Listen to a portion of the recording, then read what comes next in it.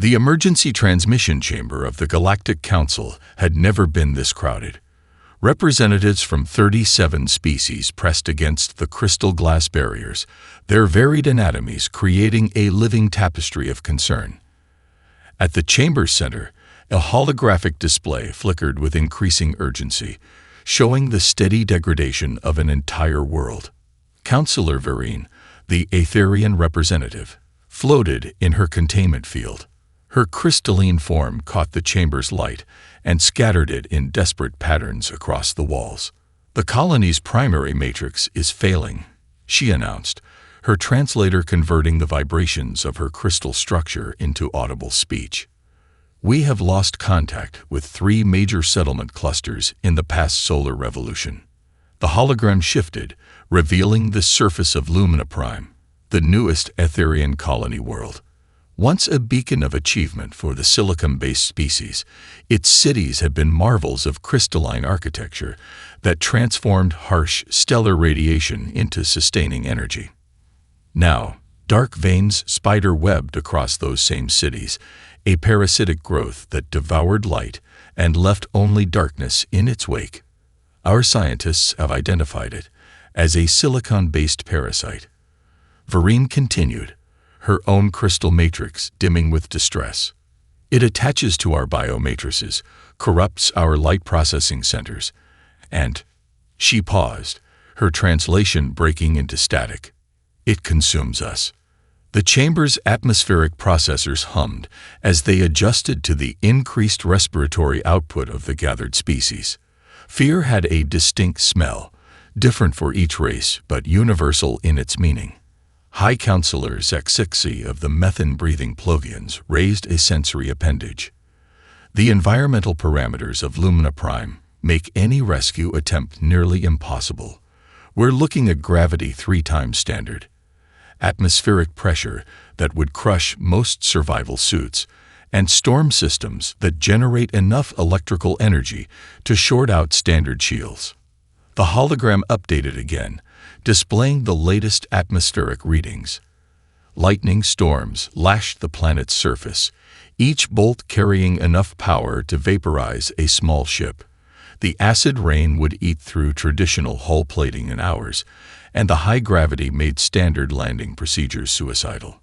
"The Plovian assessment is correct," declared technical advisor Mrinsa, their tentacles wavering in the universal sign of regret. "Our most advanced environmental suits would fail within minutes. The combination of conditions exceeds safety parameters by several orders of magnitude." Vereen's crystal structure emitted a tone of pure anguish. "There are 8 million colonists on Lumina Prime. Entire family units, historical archives, irreplaceable crystal gardens dating back millennia." Her voice crackled with static once more. The council members shifted uncomfortably. The Plovians retracted their sensory organs. The methane processors hummed louder. "Perhaps," suggested Ambassador Klut of the gas giant dwellers, "we should focus on containing the threat. If this parasite can affect silicon-based life forms."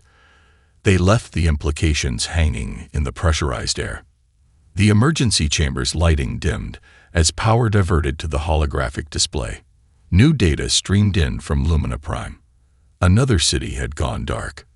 The parasitic growth had reached its central matrix, and the lights of 10,000 souls winked out like stars at dawn. "The Council recognizes the tragedy of this situation," High Councillor Zexixi announced, their vocal sacs inflating with formal authority. "But we cannot authorize any rescue mission that would result in further loss of life. The conditions on Lumina Prime are simply too extreme." One by one, the species representatives registered their agreement, some with visible regret, others with clinical detachment. The decision rippled through the chamber like a wave of surrendered hope. "We will send the signal," Vereen said, her voice now barely a whisper through the translator. "But I must note for the record that this signal will go to all species capable of receiving it, even those not yet admitted to the Council." A murmur of discomfort passed through the chamber. Everyone knew she meant the humans, the violent species from that gravity well. they called Earth. The ones who still hadn't learned their place in the Galactic Order. Let it be recorded, High Counselor XXC declared. Lumina Prime is hereby designated as a Level 5 contamination zone. All approach is forbidden without special dispensation. May the void remember those we cannot save.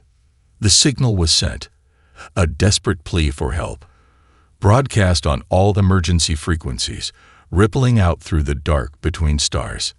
The council members departed, their duty done, their consciences salved by protocol and procedure. None of them expected an answer. None of them expected the humans. And none of them were prepared for what would happen when that signal reached Earth. Lieutenant Emma Rodriguez hadn't expected anything unusual during her night shift at NORAD's Interstellar Monitoring Station. Outside, Colorado Springs was being battered by the worst storm of the season. Lightning danced between the mountains, and rain hammered against the reinforced windows like nature's artillery. She was on her third cup of coffee when the deep space array picked up the signal. At first, she thought the translation matrix had malfunctioned. The message seemed too desperate, too raw to be coming from the usually formal Galactic Council. Her fingers flew across the holographic interface, running every authentication protocol in the book. Each one came back green. Controlled, this is deep space monitoring. She keyed her comm. We've got a priority 1 signal. You're going to want to see this. Within minutes, the quiet night shift transformed into controlled chaos. Colonel James Baker burst through the door, still shrugging into his uniform jacket. Talk to me, Rodriguez. Sir, we're looking at a distress call from an Aetherian colony world. 8 million civilians, some kind of silicon-based parasitic infection. She pulled up the environmental data, watching the colonel's eyes widen. The council's written it off as unsalvageable due to extreme conditions. Baker leaned in, studying the numbers. 3 Gs, acid storms, electromagnetic interference. Reminds me of that rescue operation we ran in Indonesia during the magnetic storm crisis. My thoughts exactly, sir. Emma highlighted a section of the report. They're calling it unsurvivable. But look at these atmospheric readings. It's nothing our storm-hardened ships can't handle. The colonel's face split into a grin. Get me the UN Security Council. And someone wake up Admiral Sullivan. He's going to want to take point on this one. The next 4 hours were a blur of activity. The UN Security Council connected from time zones across Earth, their faces illuminated by screens in darkened rooms. Admiral James Sullivan, the hero of the Pacific megastorm crisis, joined from his command center in Pearl Harbor. Ladies and gentlemen, Sullivan's voice carried the weight of experience. We're looking at a situation that perfectly matches our capabilities. Those storm conditions, we've been training in worse since we started hardening our ships against climate change. At gravity, our crews already train at 4 Gs. The electromagnetic interference. Hell, that's just a Tuesday in the South Atlantic Anomaly Zone. The Chinese representative leaned forward. What about the Council's warning about the parasite? With all due respect to the Council, Dr. Sarah Mitchell from the CDC interjected. We've been dealing with rapidly evolving pathogens for centuries. Our containment protocols are second to none. The Pasteur is already equipped with modified cleanroom technology that could handle this threat. The room fell silent as Admiral Sullivan pulled up the fleet deployment schedule. We can have the first response ships ready in 12 hours. The full humanitarian fleet in 24. All we need is the green light. Emma watched from her station as the Security Council members exchanged looks. There was no debate about whether to help, only how fast they could move. The vote was unanimous. Lieutenant Rodriguez, Admiral Sullivan's voice crackled through her comm. Since you were first to receive the signal, I want you on the command staff for this operation. How fast can you get to Pearl Harbor? She glanced at the storm still raging outside. Sir, If the hypersonic transport can handle these conditions, I can be there in 2 hours. The transport will be there in 30 minutes. Pack for high-G operations." He paused. "And Lieutenant, good catch on this one." Most people would have dismissed a signal the Council had already written off. As Emma rushed to gather her equipment, she passed the break room where CNN was already running the story. The headline made her smile. "Earth answers alien distress call. Humanitarian fleet preparing for deep space rescue."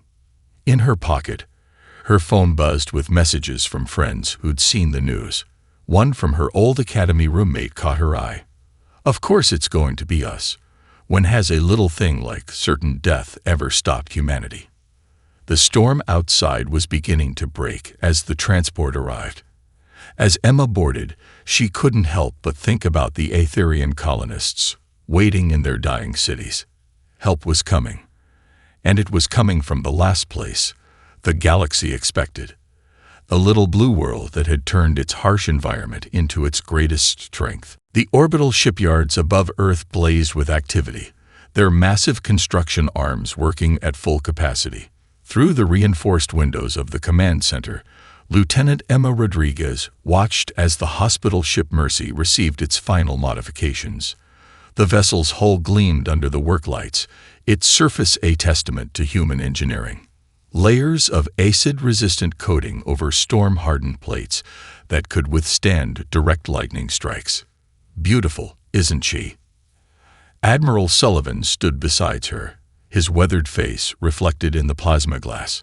17 decks of the most advanced medical facilities ever built, half of them redesigned in the last 24 hours for crystal-based life forms.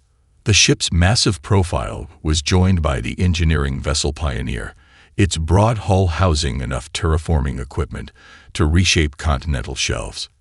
Behind it, the quarantine cruiser Pasteur moved into formation, its containment fields casting a subtle blue glow against the Earth's atmosphere. "Status report," Sullivan called out to the bustling command center.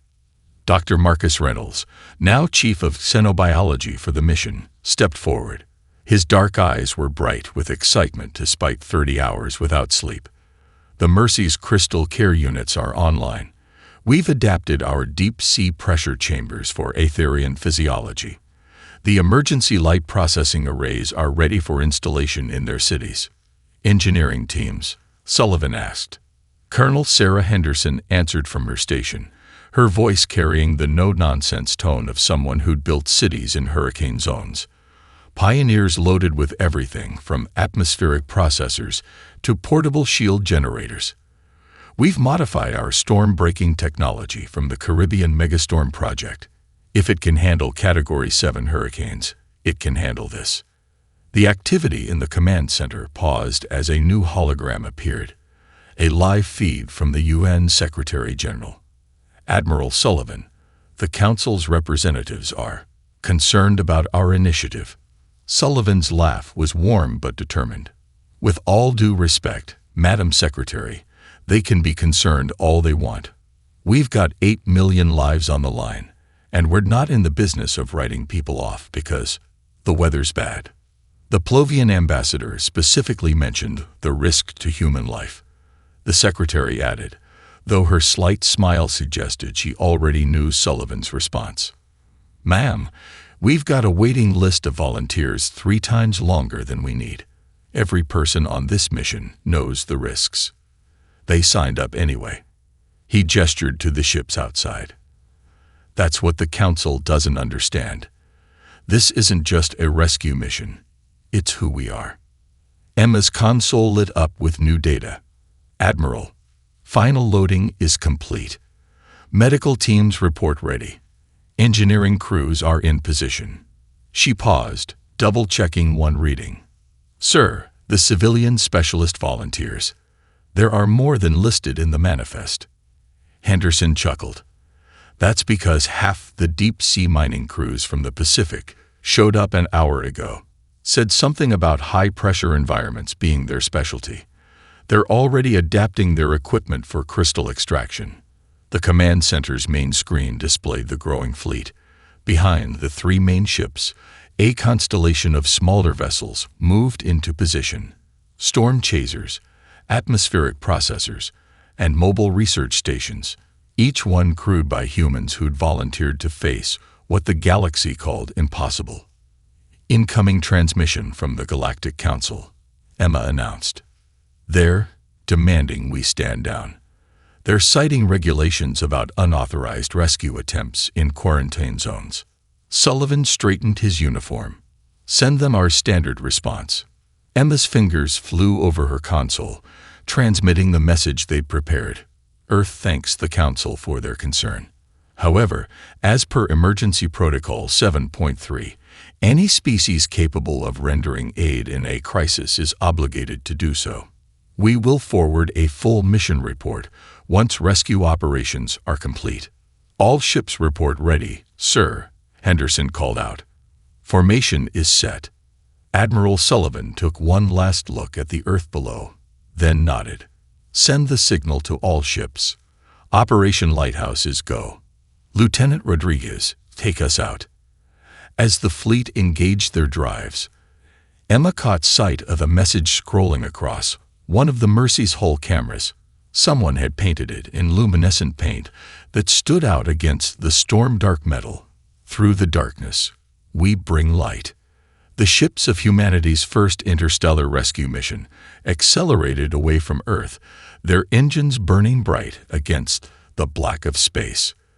They carried with them not just equipment and personnel, but something the galaxy had yet to understand about their species, the unshakable conviction that no one should face their darkest hours alone. The human fleet dropped out of hyperspace into a maelstrom.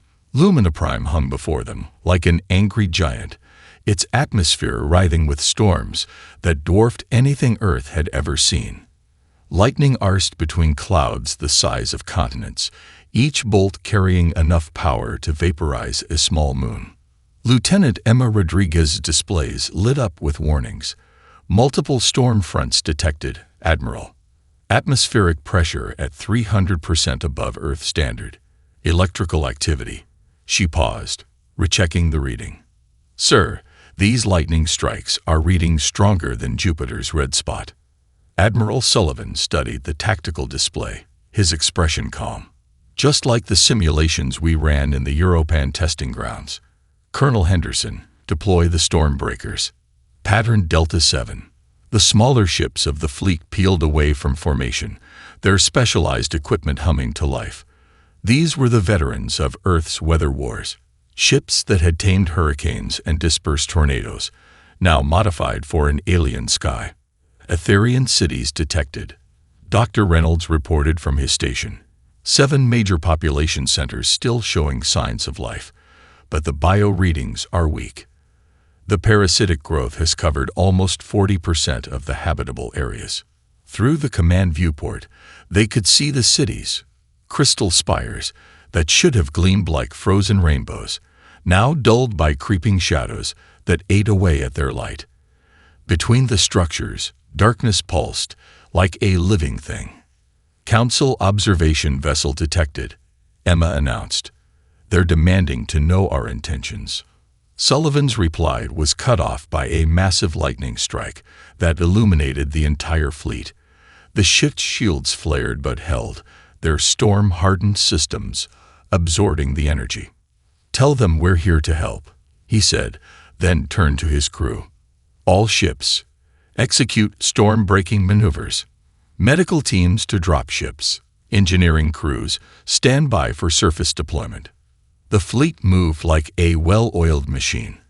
The storm breakers created corridors of calm through the chaos, their field generators pushing back against the planet's fury.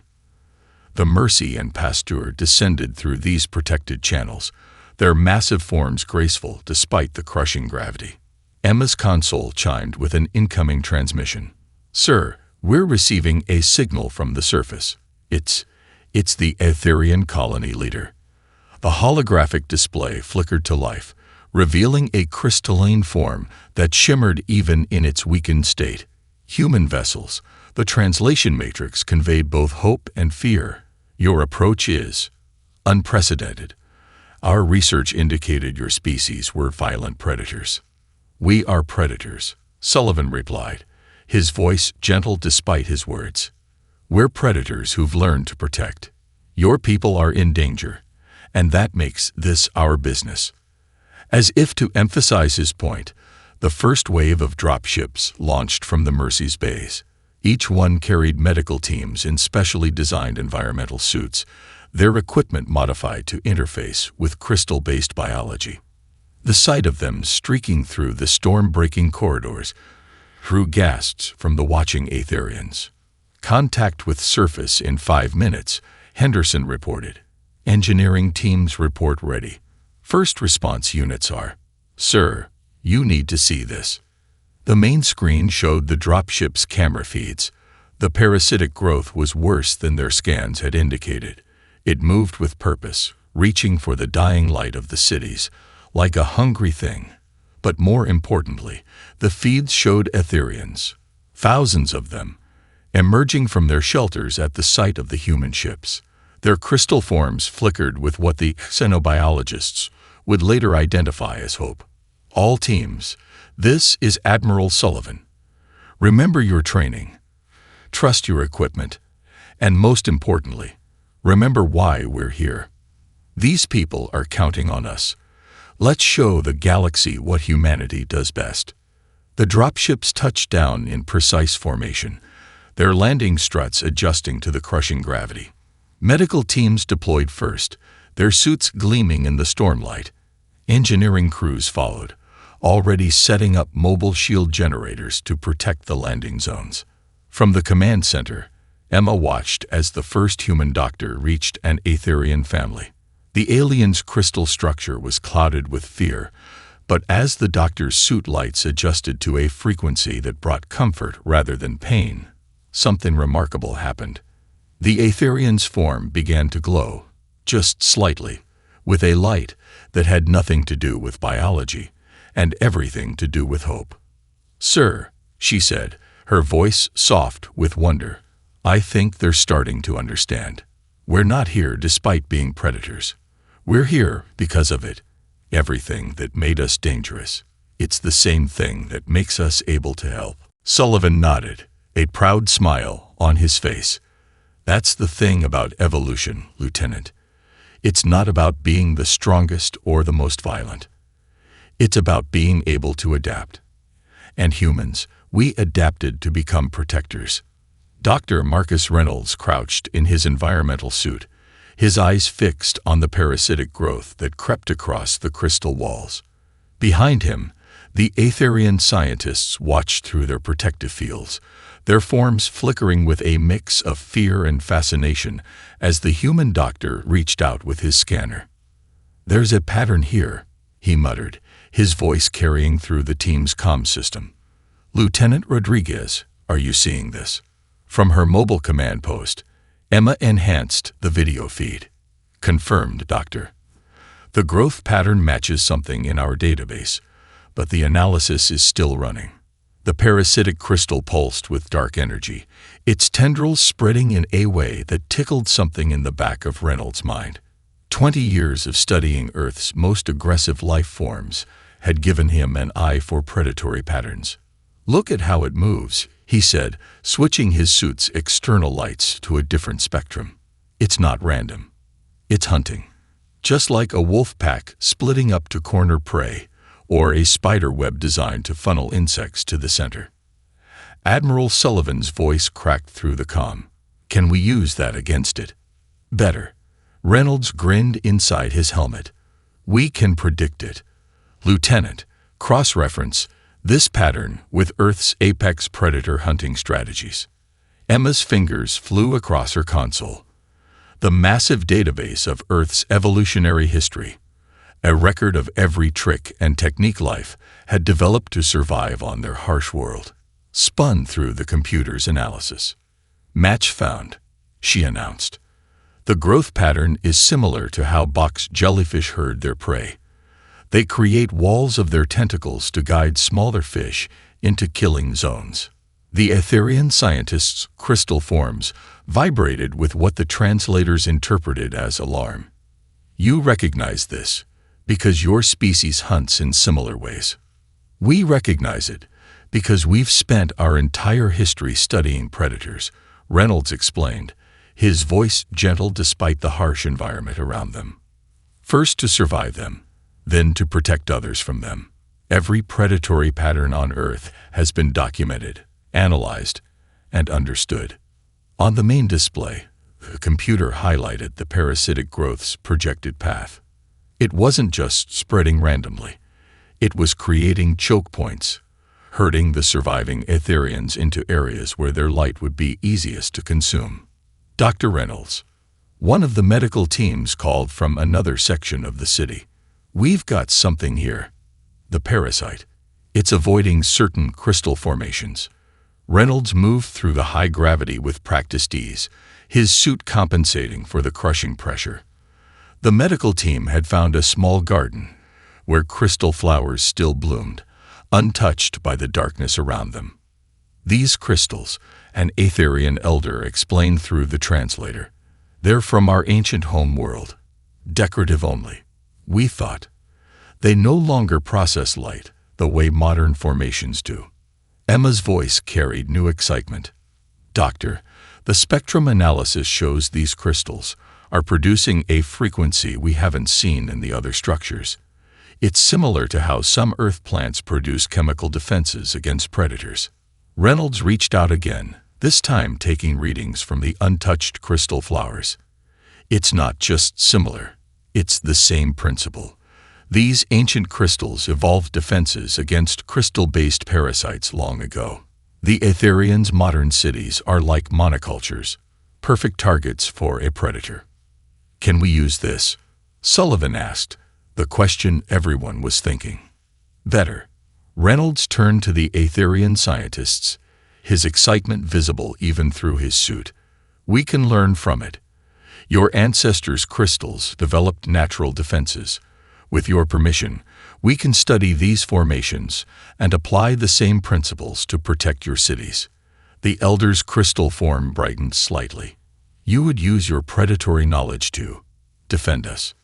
That's the thing about Earth, Emma said, her voice carrying a smile. Everything that makes us dangerous also makes us really, really good at protection. Our immune systems are aggressive because our world is full of diseases. Our pattern recognition is amazing because we had to track prey and avoid predators. Every scary thing about us. It's also a tool for survival.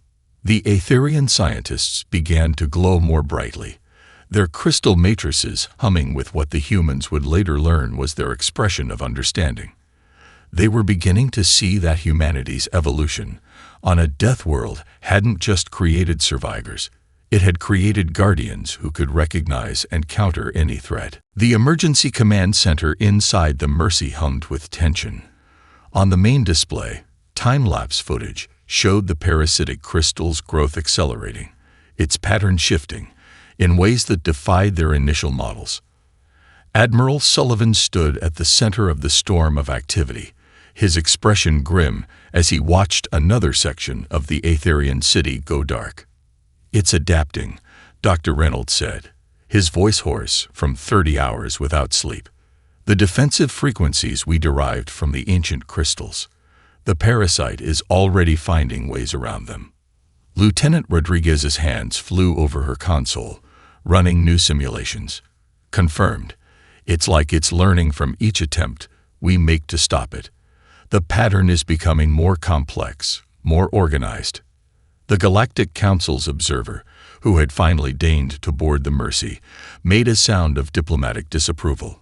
This is precisely why the Council deemed this situation unsalvageable. The parasite's adaptive capabilities exceed all known parameters. We must begin evacuation procedures before. Wait. Emma's voice cut through the alien's diplomatic drone. Dr. Reynolds, look at this growth pattern. Doesn't it remind you of something? Reynolds moved to her station, his tired eyes suddenly sharp. The display showed the parasite's new behavior, the way it spread in interconnected networks, building upon itself in layers that seemed almost deliberate. By all the stars, he whispered. "It's acting like coral." Admiral Sullivan turned. "Explain." "Not just any coral," Reynolds continued, his fingers dancing across the display. "It's behaving like the aggressive species we found in the Pacific dead zones. Remember the crisis of 23, when modified coral started overrunning the restoration projects?" Emma was already pulling up the historical data. The dead zone coral evolved to thrive in conditions that should have been fatal. It spread by creating networks that could share resources, adapt to countermeasures, and her eyes widened. And it was stopped by introducing a competing symbiotic species. The Council Observer's translator crackled with confusion. "You've seen this pattern before, on your Deathworld."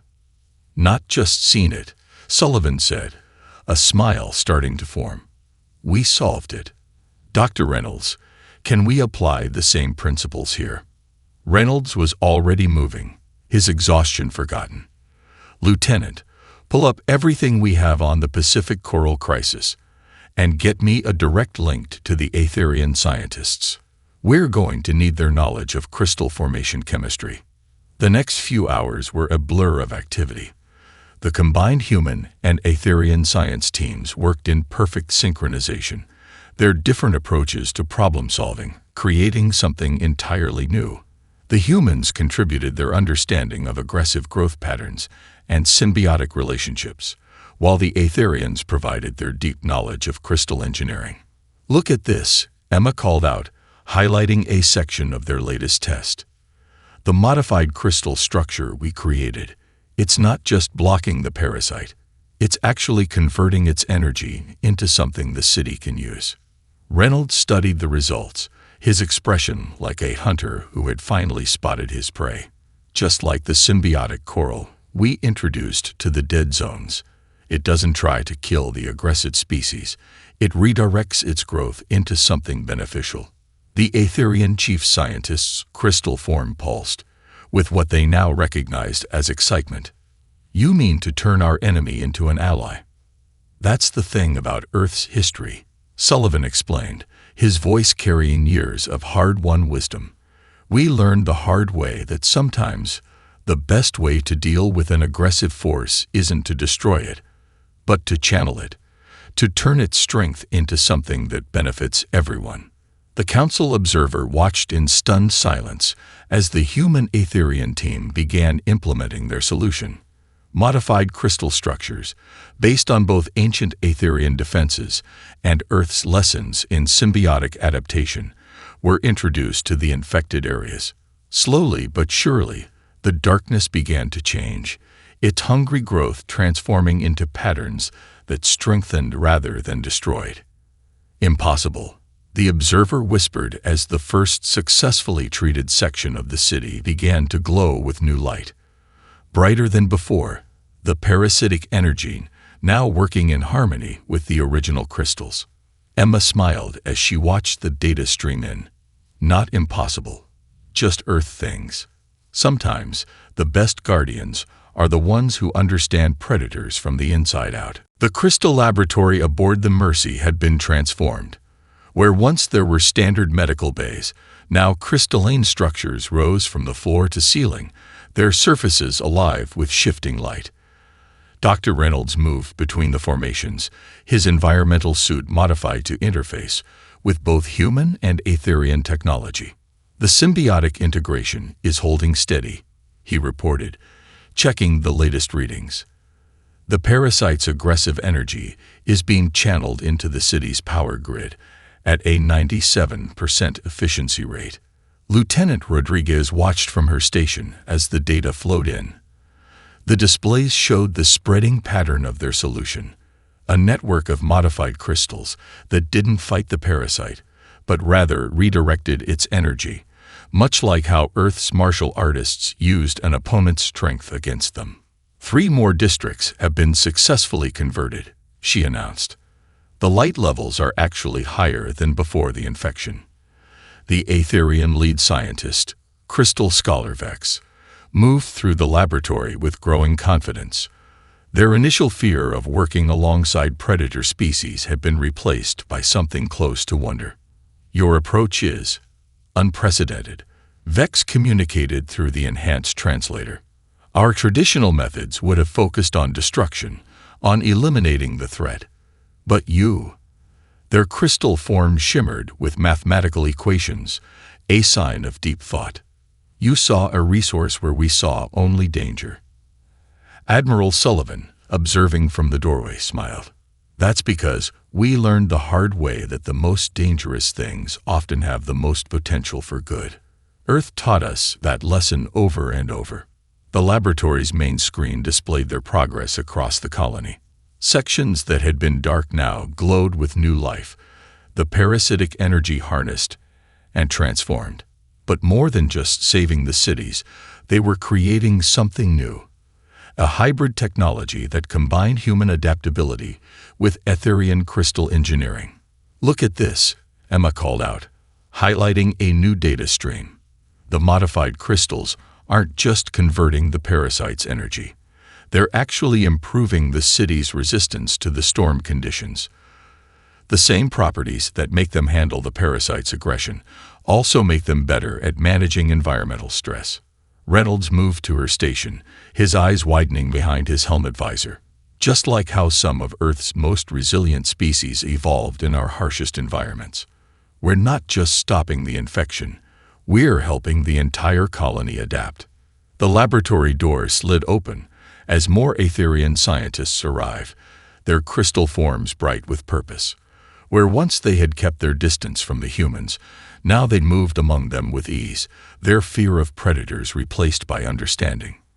"We have begun implementing the modified crystal structures in the agricultural sectors," one of them reported. "The enhanced energy flow is increasing growth rates by 300%. Sullivan watched as human and Etherian scientists worked side by side, their different approaches to problem-solving creating solutions neither species could have developed alone.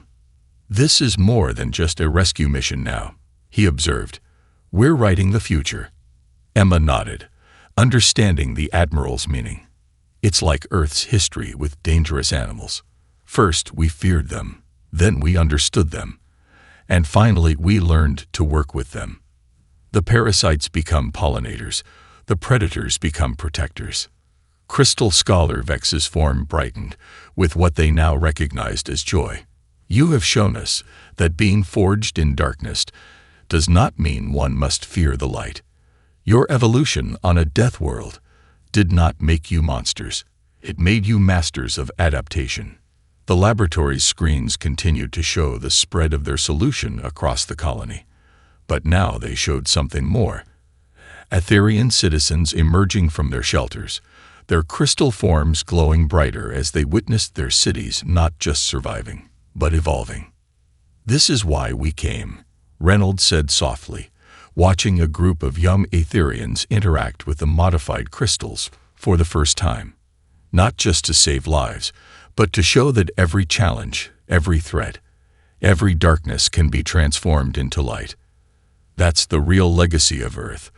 Not that we survived our harsh world, but that we learned to turn its harshness into hope." 1 year later, the Galactic Council's Grand Chamber had never looked so different.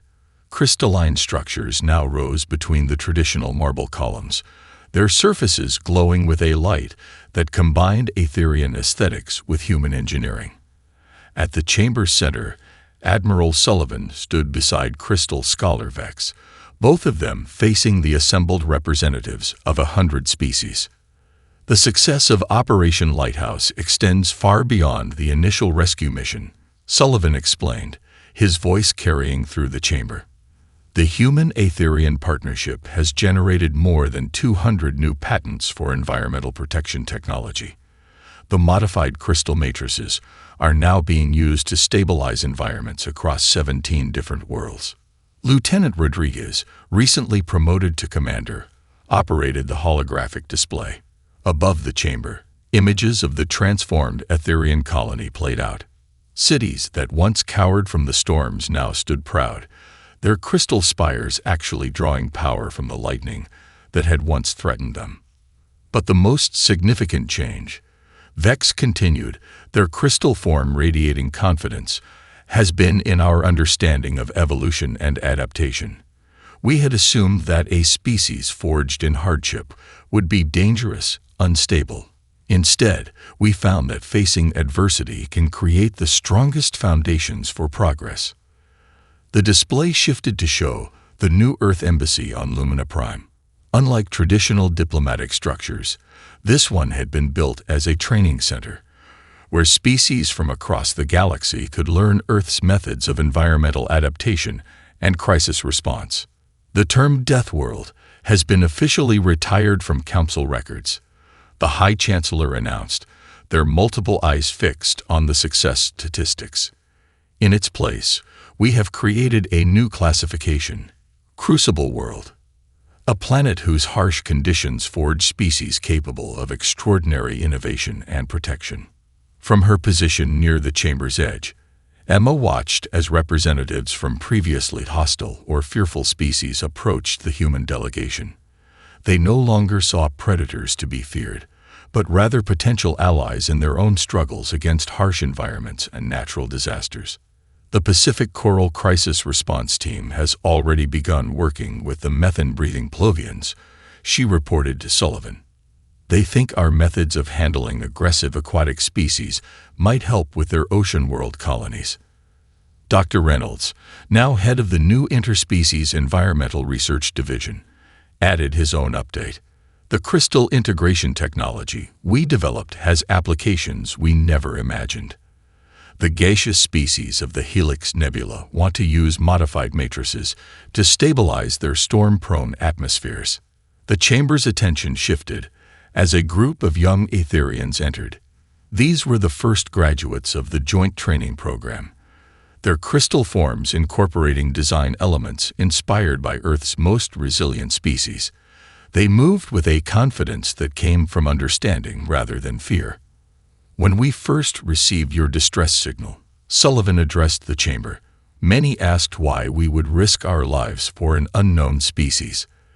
The answer was simple: because we could help. Because every challenge we faced on Earth, every adaptation we had to make, every struggle we overcame, it all prepared us not just to survive, but to ensure others survive too. The High Chancellor rose, their voice carrying the weight of historical significance. Let it be recorded that this day marks not just the success of a rescue mission, but the beginning of a new era. The human concept of paying forward their hard-won knowledge has demonstrated that evolution in harsh conditions need not lead to isolation or aggression. It can instead create species uniquely qualified to be universal guardians. As the chamber erupted in approval, Emma's console chimed with a new message.